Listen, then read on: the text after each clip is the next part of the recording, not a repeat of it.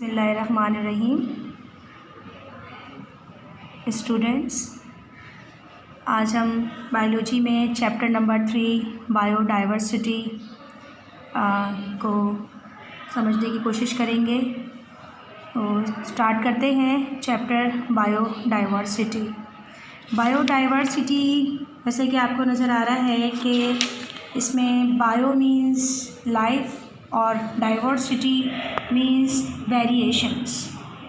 मतलब biodiversity is the combination of two words, bio mean life and diversity mean variation. Variations mean मतलब varieties within or among the species exist on different regions of the earth. It is comprised of different organisms such as bacteria, protozoa, algae, fungi, animals and plants. Biodiversity means यानी कि life में कितनी variations हैं। अब life की variations अगर हम students देखते हैं तो लाइफ की वेरिएशंस में हमें नज़र आ जाते हैं कि अर्थ में कौन कौन से ऑर्गेनिज़म्स हैं जो एग्जिस्ट कर रहे हैं। कहा यह जाता है कि अर्थ पे तकरीबन 10 मिलियंस ऑर्गेनिज़म्स जो हैं वो एग्जिस्ट कर रहे हैं, जिनमें से तकरीबन 1/3 मिलियंस जो ऑर्गेनिज़म्स हैं वो स्टडीड हो चुके हैं और बाकी पे भी रिसर्च हो रही है।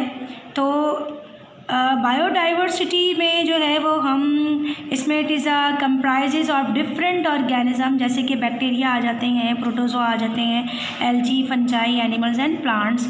मतलब अर्थ के ऊपर कौन कौन से ऑर्गेनिज़म्स हैं जो एग्जिस्ट कर रहे हैं और इनका आपस में क्या इंटरलिंक है। ठीक है, तो ये हम बायोडाइवर्सिटी में पढ़ते हैं।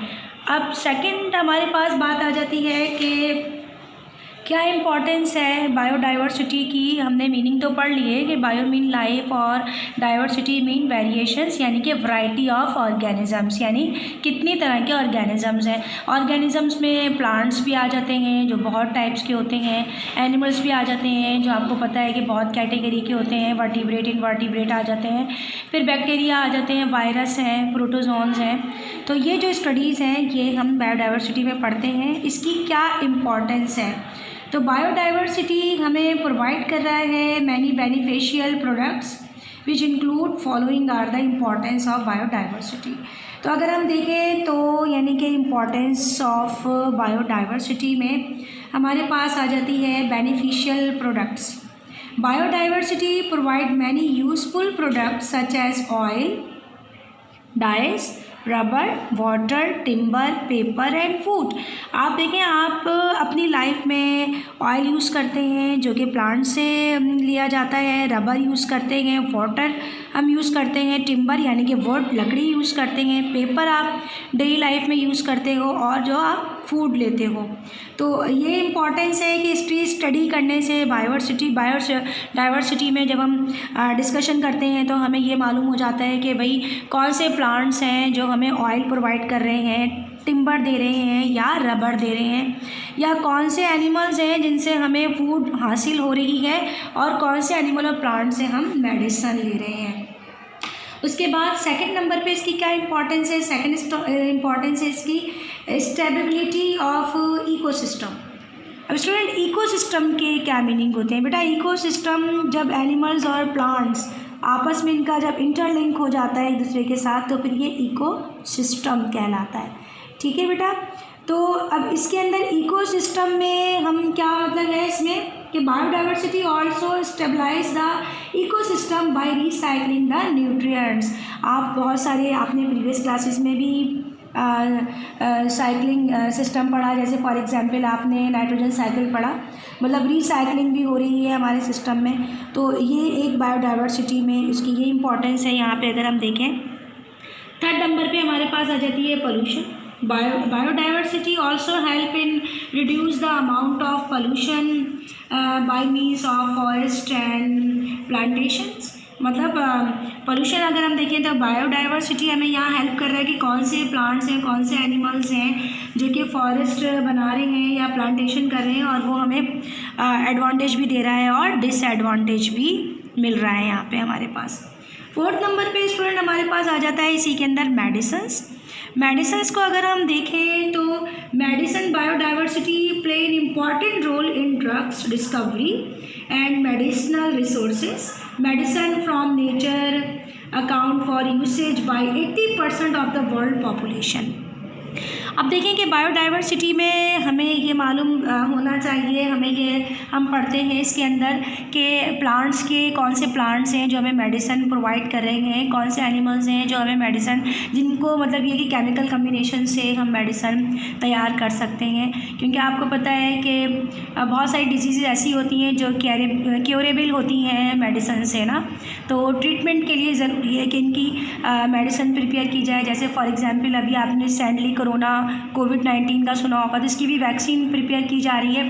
तो ये सब हम कहाँ से ले रहे हैं? ये सब हम या तो प्लांट से ले रहे हैं या फिर हम एनिमल से ले रहे हैं, या ऑर्गेनिक से ले रहे हैं या इनऑर्गेनिक से ले रहे हैं। तो ये दोनों ऑर्गेनिक और इनऑर्गेनिक जो हमारा इकोसिस्टम कहला रहा है बायोडाइवर्सिटी में, हम इनसे हेल्प लेके मेडिसिन प्रिपेयर कर रहे हैं और अपने ट्रीटमेंट के लिए इनको हम यूज़ कर रहे हैं।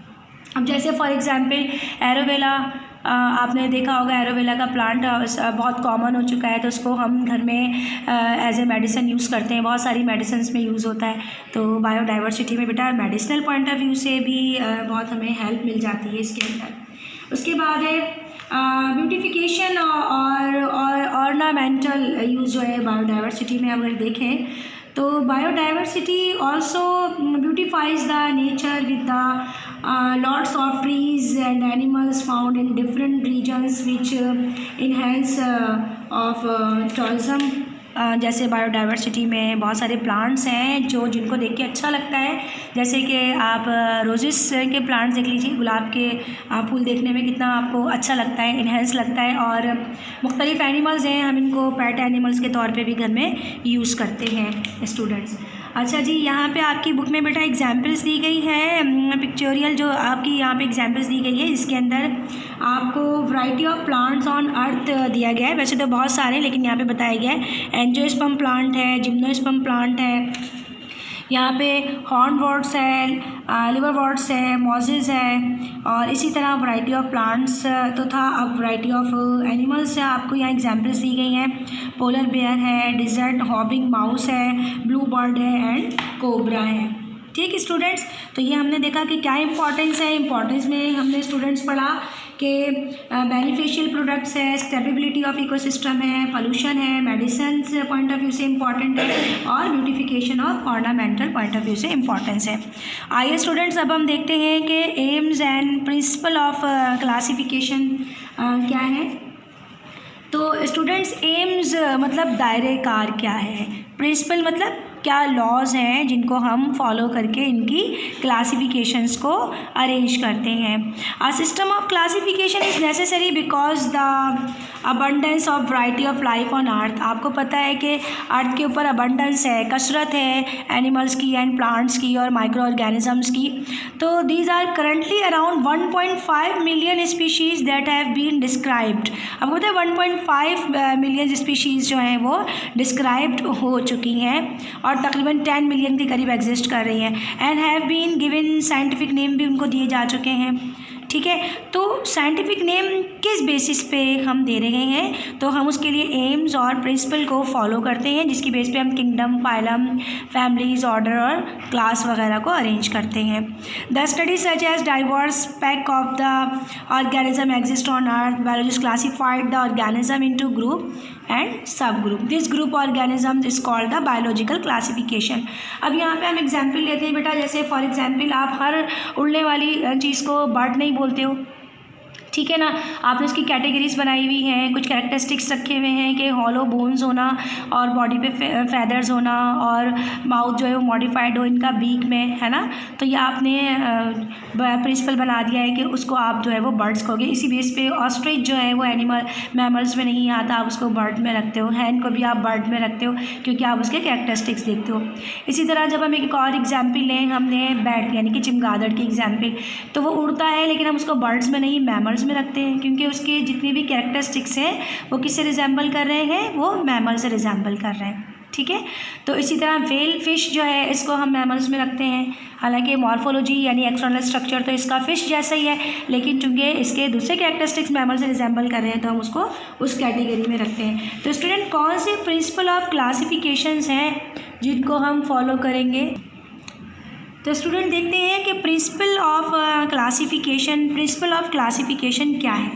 प्रिंसिपल ऑफ क्लासिफिकेशन क्या है कि classification of living organism is based on the following principles.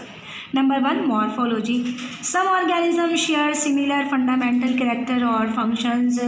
In morphology we are study the organism on the basis of homologous organs and analogous organ. मतलब प्रिंसिपल ऑफ क्लासिफिकेशन क्या है, इसमें हम external features अगर आप देख रहे हो तो वो क्या कहलाती है? मॉर्फो मीन एक्सटर्नल फीचर्स, यानी कि देखने में आप कैसे नज़र आ रहे हो, बाहर से देखने में आप कैसे हो, क्या कहलाती है? मॉर्फोलॉजी कहलाती है। इसको हम बेटा 2 कैटेगरी में डिवाइड कर देते हैं। Homologous similar in structure and have different function, यानी स्ट्रक्चर तो सेम है लेकिन फंक्शन क्या है? सबके डिफरेंट है, राइट। एनालोगस मॉर्फोलॉजी क्या है? डिफरेंट इन स्ट्रक्चर है लेकिन उनका फंक्शन क्या है? सेम है, राइट। तो कह रहे हैं कि some time it is impossible to classify organism using morphology characteristics. मतलब बाज़ वक़्त हमारे लिए मॉर्फोलॉजी से जो है वो डिस्कस करना थोड़ा सा मुश्किल हो जाता है। जैसे फॉर एग्जांपल अगर हम रेड रोजेज़ और पिंक रोजेज़ को लें, यानी गुलाब के फूल को लें, तो अगर हम गुलाब का फूल हटा दें तो प्लांट दोनों का ही सेम है, स्ट्रक्चर दोनों का ही सेम आ रहा है। तो फिर हम क्या करते हैं, यानी यहाँ पे हमने डिस्कस किया कि होमोलोगस सिमिलर स्ट्रक्चर आ रहा है और डिफरेंट फंक्शन आ रहा है, या एनालोगस एना मीन डिफरेंट, यानी कि डिफरेंट स्ट्रक्चर आ रहा है और सेम फंक्शन आ रहा है, राइट। अब उसके बाद तो हम क्या करते हैं, फिर सेकंड स्टेप पे हम आ जाते हैं और सेकंड स्टेप हमारा पास क्या कहलाता है? Cytology and genetics. Sometime it is impossible to classify organism using morphological character, therefore scientists use cytology and genetics, in which organisms are classified on the basis of cellular studies, constitution as well as their development pattern। यानी कि cytology देखेंगे, हम cell structure देखते हैं उनका, उस basis पे फिर हम डिफ्रेंशिएट करते हैं एक ऑर्गेनिज्म को दूसरे ऑर्गेनिज्म के साथ, राइट। थर्ड नंबर पे जो प्रिंसिपल हम फॉलो करते हैं क्लासिफिकेशन में वो हमारा आ जाता है biochemistry. Biochemistry is also employed in which the chemical substances of the organism are compared। हम इसके अंदर क्या करते हैं, हम इसके अंदर बायोकेमिस्ट्री देखते हैं, यानी बायोकेमिकल्स देखते हैं कि किस तरह से आपस में कंपेयर हो रहे हैं एक ऑर्गेनिज्म के दूसरे ऑर्गेनिज्म के साथ। तो ये प्रिंसिपल है जो हम फॉलो करते हैं। यानी सबसे पहले तो हम मॉर्फोलॉजी को देखते हैं, अगर मॉर्फोलॉजी से फ़र्क समझ में ना आ रहा हो एक ऑर्गेनिज्म का दूसरे ऑर्गेनिज्म से, तो फिर हम साइटोलॉजी एंड जेनेटिक्स पे आ जाते हैं। फिर थर्ड नंबर पे हमारे पास बायोकेमिस्ट्री आ जाती है। जैसा स्टूडेंट आपको यहाँ पे मैं डायग्राम क्लियर करूँ, फिगर में देखें एनालोगस स्ट्रक्चर नज़र आ रहा है बेटा, ये देखें आप, स्ट्रक्चर में फ़र्क है लेकिन फंक्शन दोनों का सेम है, फ्लाई करना। यहाँ पे देखें होमोलोगस, यहाँ पे आप देखें ह्यूमन का स्ट्रक्चर देखें, कैट का देखें, वेल का देखें, आप बैट का देखें, यहाँ पे क्या है, यहाँ पे स्ट्रक्चर सेम आ रहा है लेकिन फंक्शन डिफरेंट आ रहा है। तो होमोलोगस में क्या होता है कि स्ट्रक्चर तो सेम है लेकिन फंक्शन डिफरेंट है। एनालोगस में क्या है कि स्ट्रक्चर सेम है लेकिन फंक्शन डिफरेंट है। अब आ जाते हैं टैक्सोनॉमिक हियरार्की। इसमें क्या होता है, the group into which organism are classified, मतलब जिसके अंदर हम पर्टिकुलर ऑर्गेनिज्म को एक साइंटिफिक नेम दे लेते हैं। यहाँ पे टैक्सोनॉमिक कैटेगरी में हम देखें, taxa mean singular, taxon arrange करते हैं असेंडिंग ऑर्डर में, ठीक है। और all organism classified into 5 kingdom, ठीक है। यानी दोबारा बोल रही हूँ, all organisms are classified into 5 kingdom. तमाम ऑर्गेनिज्म को किस में क्लासिफाइड किया गया है, 5 किंगडम में। So the kingdom is the highest taxon classification on the basis of similarities, यानी कि एक जैसी खुसूसियात के बेस पे each kingdom is further divided into smaller taxa in the following way. Taxonomy क्या है, अरेंजमेंट है। आप किसी भी ऑर्गेनिज्म को किस तरह से उसकी अरेंजमेंट देते हो। तो इसमें सबसे पहले किंगडम आ जाता है, फिर फाइलम, फिर क्लास, फिर ऑर्डर, फिर फैमिली, फिर जीनस और फिर स्पीशीज़ आ जाती है। जैसे फॉर एग्जांपल ये आपको नज़र आ रहा होगा इसके अंदर, देखें किंगडम, अगर हम ह्यूमन का देखें एनिमेलिया है, फाइलम बैकबोन है तो कॉर्डेटा है। क्लास ममेलिया है क्योंकि उसके तमाम कैरेक्टरिस्टिक्स क्लास मैमल को रिजेंबल कर रहे हैं तो क्लास ममेलिया है। ऑर्डर प्रिमेट है। फैमिली मोनिडी है, होमिनिडी भी कह सकते हैं। जीनस होमो है। स्पीशीज सेपियन है तो इसका एक पर्टिकुलर साइंटिफिक नेम क्या रख दिया गया, होमो सेपियन।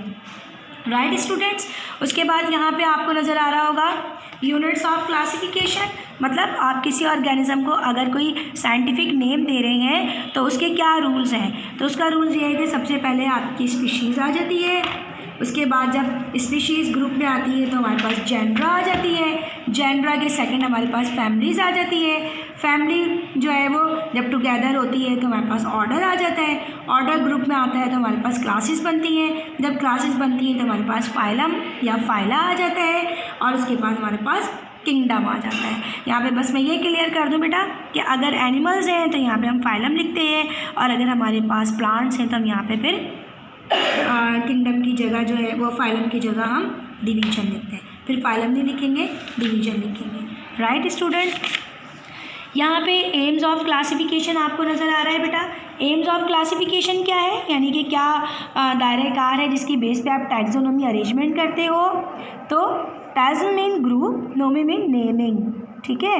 यानी कि मेन एम्स ऑफ ब्रांच क्या है, to determine similarities and dissimilarities organism, they can be studies easily.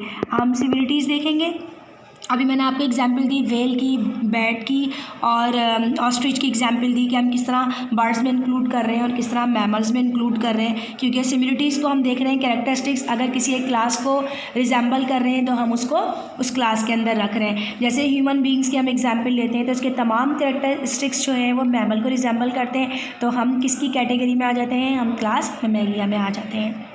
Second क्या है, to find the evolutionary relationship among the organism. आपको पता है बेटा जब प्लांट्स, एनिमल्स और ऑर्गेनिक और इनऑर्गेनिक ये आपस में जब रिलेशनशिप करते हैं तो ये कहलाता है एवोल्यूशनरी, ठीक। तो एवोल्यूशनरी या इकोसिस्टम क्या है कि हम सब एक दूसरे के साथ इंटरलिंक से रह रहे हैं, ठीक है ना, तो वैराइटीज़ में है।